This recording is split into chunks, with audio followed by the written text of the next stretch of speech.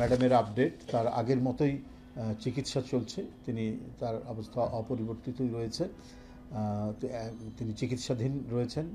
তিনি চিকিৎসা তিনি চিকিৎসা নিতে পারছেন।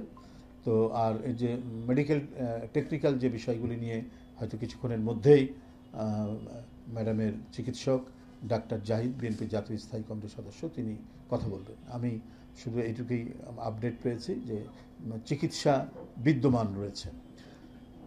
এই আর একটি কর্মসূচি আমি আপনাদের সামনে ঘোষণা করতে চাই আজকের এই সংবাদ বিবরণ থেকে।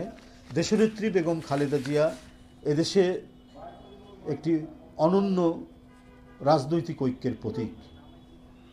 আমাদের জাতীয় রাজনীতির এক মহান দিশারি, যিনি বারবার অসংখ্য জুলুম, নির্যাতন, নিপীড়নের মধ্যেও দেশের মানুষের কাছে এতটাই এই নিপীড়ন নির্যাতনের মধ্যেও যাকে তার সিদ্ধান্ত এবং অটল মনোভাবকে টলানো যায়নি, তার নামই তো বেগম খালেদা জিয়া।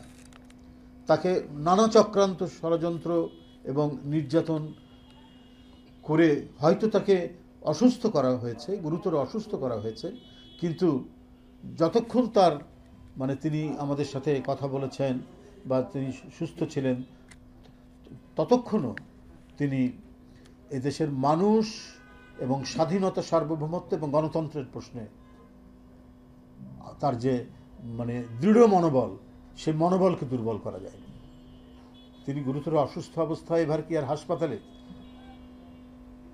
আমরা প্রত্যেকেই, সারা জাতি এবং আন্তর্জাতিক সম্প্রদায় পর্যন্ত তার জন্য দোয়া করছে, আল্লাহ যেন তাকে দ্রুত আরোগ্য করেন, দ্রুত সুস্থতা দান করেন, যাতে তিনি আবারও জনগণের মধ্যে ফিরে আসতে পারেন। তার দেশের মানুষের কাছ থেকে এসে তিনি যাতে তার রাজনৈতিক কর্মকাণ্ড এবং জাতির অভিভাবক হিসাবে জাতির নেতৃত্ব দিতে পারেন।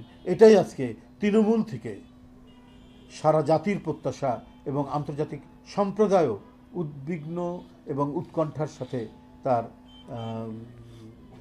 শুশ্রূষা এবং তার যে সুস্থতা সেটা কামনা করছেন, যাতে দ্রুতই তিনি সেরে ওঠেন।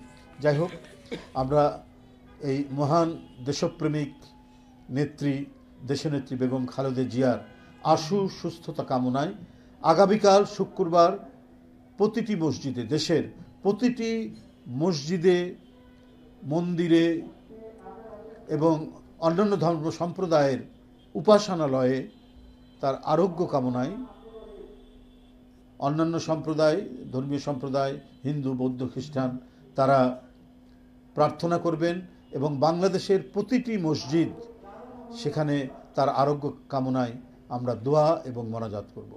প্রতিটি মসজিদে মসজিদে দোয়া এবং মোনাজাত করা হবে তার দ্রুত সুস্থতার জন্য, এবং অন্যান্য সম্প্রদায় তাদের নিজ নিজ উপাসনালয়ে দেশনেত্রীর জন্য প্রার্থনা করবেন। এটা আপনারা নিশ্চিত থাকেন, যখন ওনার ফিরে আসার ঠিক সেই সময় তিনি ফিরে আসবেন। তিনি জনগণের নেতা, জনগণের সুখ দুঃখ এবং সংকটে তিনি তাদের পাশে থেকেছেন, ঠিক সময় আসবেন।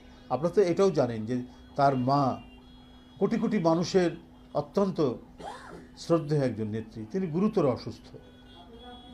তো তার চিকিৎসা নিয়ে তিনি তো উদ্বিগ্ন।